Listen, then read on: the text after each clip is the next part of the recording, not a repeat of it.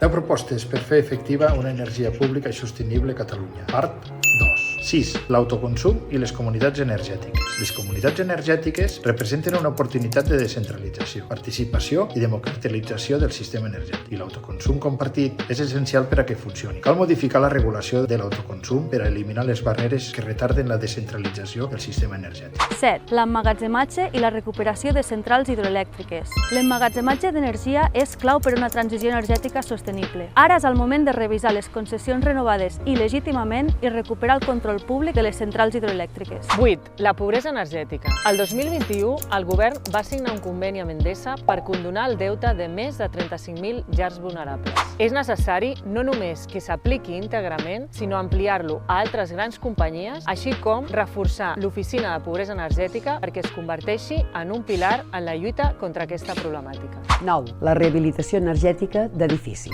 La climatització suposa la major part de la despesa energètica i emissions de gasos d'efecte hivernacle dels edificis. El 60% dels edificis es van construir abans del 1980 i s'ha de dotar dels recursos necessaris per a la seva rehabilitació energètica. 10. L'impuls de l'hidrogen i el biogàs. Pel que fa a l'hidrogen, cal un debat públic sobre les activitats i els sectors on serà necessari i en quina magnitud per fer-ne un ús selectiu. Pel que fa al biogàs, es preveu triplicar la seva producció al 2050, però cal avaluar quins són els impactes mediambientals, socials i territorials dels residus orgànics.